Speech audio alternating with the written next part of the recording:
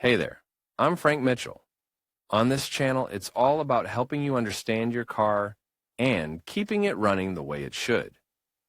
Whether it's routine maintenance or solving those tricky problems, I've got you covered.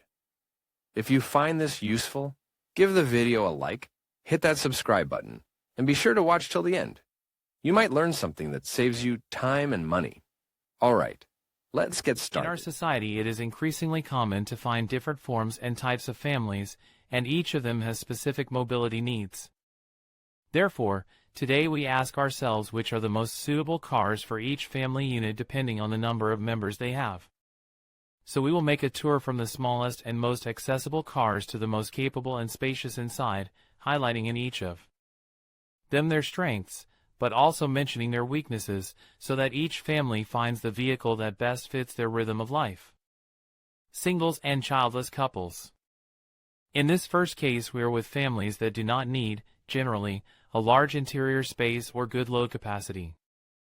Perhaps these people are guided more by the design or savings that can mean a car of smaller dimensions. Therefore, we can look at three different segments: the utilities, the compact, and SUV.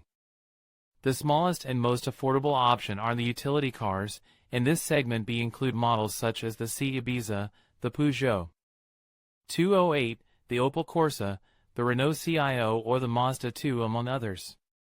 These cars are especially focused on urban environments, but are increasingly capable on open roads and long distances. If the design preferences fall into the SUV fashion, we also have an alternative of reduced dimensions and attractive entry price, the SUV.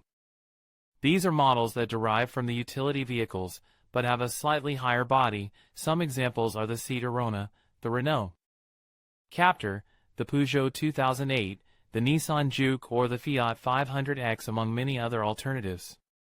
The most balanced option are the compacts, cars with a very good interior capacity and a dynamic behavior superior to that of the utility vehicles.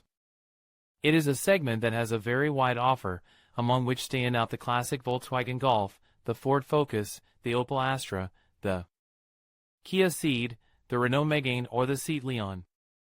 Couples with one or two children. The arrival of children inevitably translates into a greater need for space, so we are forced to opt for models with a better interior capacity. The alternatives here are equally or more numerous than in the previous category, as we come to two of the most complete segments of the market, the SUV-C and the sedans, or D segment. The midsize SUVs, or SUV-CS, have become the market leaders, with their SUV aesthetics have significantly affected the sales of the D segment sedans. But not only aesthetic reasons justify the boom in sales that these models have experienced. A more comfortable access to the interior thanks to the height of the body or a better habitability in the rear seats are behind this fashion. The only drawback is a somewhat more awkward dynamic behavior due to a somewhat higher center of gravity.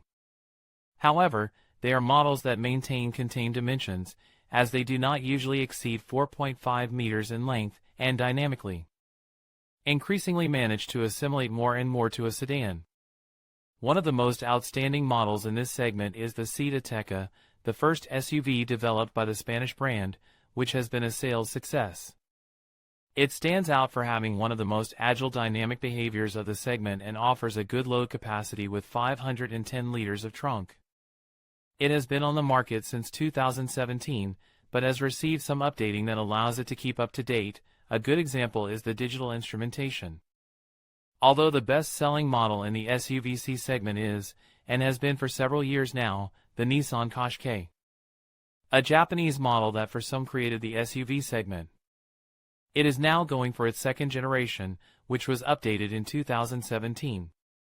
It has a starting price similar to the Ateca, but has a somewhat smaller trunk with 400 liters of capacity. Like the Seat Ateca, it offers versions with all-wheel drive and automatic transmission. The third most prominent model in this category is the Peugeot 3008, which, despite having a somewhat higher price, attracts many customers for its modern design and a fairly futuristic interior. In addition, it has just released a plug-in hybrid version, which allows it to obtain the ECO label from the DGT. In addition to these three models, the SUV segment has an increasing number of alternatives, such as the Skoda Karoq, Jeep Compass, Hyundai Tucson, Volkswagen Tiguan, etc. This increase in sales in the SUV segment has affected the family model par excellence, the sedan.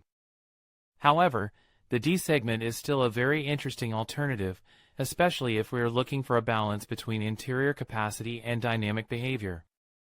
Thus we find many alternatives that offer a load capacity equal or superior to the SUV, with rear seats that also offer good space, especially for the legs. Some of these models are the Volkswagen Passat, the Skoda Octavia, the Peugeot 508, the Ford Mondeo or the Opel Insignia among others.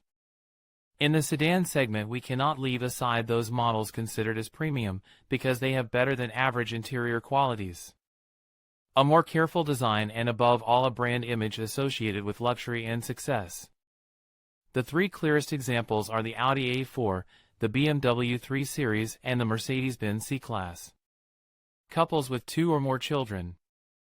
This is our third category. Here we consider larger families, which have an even greater need for cargo and even in some cases, 7 passenger seats instead of the traditional 5. This brings us to the SUVD and the increasingly rare minivans.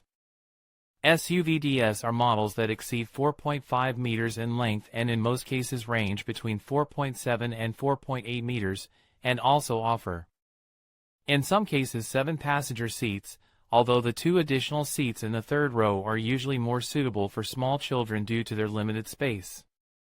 A good example is the Seat Tarraco, which now also has a plug-in hybrid option, which allows it to obtain the DGT 0 label. It has 7 seats, which when not in use leave a trunk of 700 liters of capacity, allowing it to carry large amounts of luggage. The Toyota RAV4 is another alternative, very interesting since it has a hybrid propulsion system, which allows you to get good consumption, and the ECO label of the DGT. Unfortunately, it cannot have 7 seats, but its trunk offers 580 liters of capacity. There are many other options such as the Peugeot 5008, the Honda CR-V, the Nissan X-Trail or the Skoda Kodiaq, among others. Some offer 7 seats while the Honda CR-V also has a hybrid propulsion system and ECO label. MPVs are the most classic option, offering 7 seats and great modularity. Some are now derived from commercial vehicles, such as the Peugeot Rifter, the Opel Combo or the Citroën Berlingo, while others such as the Renault Scenic or the Citroën C4 Space Tourer remain faithful to the classic scheme, with a body with a high roofline to achieve a spacious passenger compartment. The right child restraint. Since in this post children in the car are one of the key elements, let's dedicate the end to discover what are the safest child restraint seats according to the latest study conducted by the race. Of the more than 35 car seats analyzed, only one has reached the highest possible score, the BB Comfort J Plus 3-Way Fix. It should be noted that this model is suitable for children up to 1 year of age and with a body size between 40 and 70 centimeters in length. Other tested car seats are precisely the opposite, since during the tests they showed serious safety deficiencies, such as failures in the restraint system, excess of flame retardant materials or difficulty in use.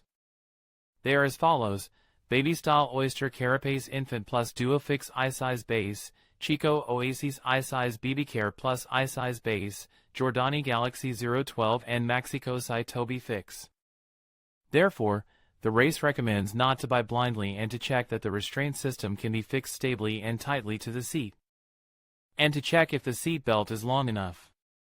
Once the choice has been made, we should also pay attention when installing the seat, as there should be no wrinkles in the belt end. It should be as taut as possible. In conclusion, understanding your family's unique dynamics is essential when choosing the right car. Whether you have a bustling household with kids, a pet-loving crew, or a solo adventurer, the perfect vehicle can enhance your lifestyle and meet your needs. By considering factors like size, safety, and functionality, you can make an informed decision that will serve you well for years to come. Remember, the right car is more than just a mode of transportation, it's a reflection of your family's journey together. Thank you for watching, and happy car hunting!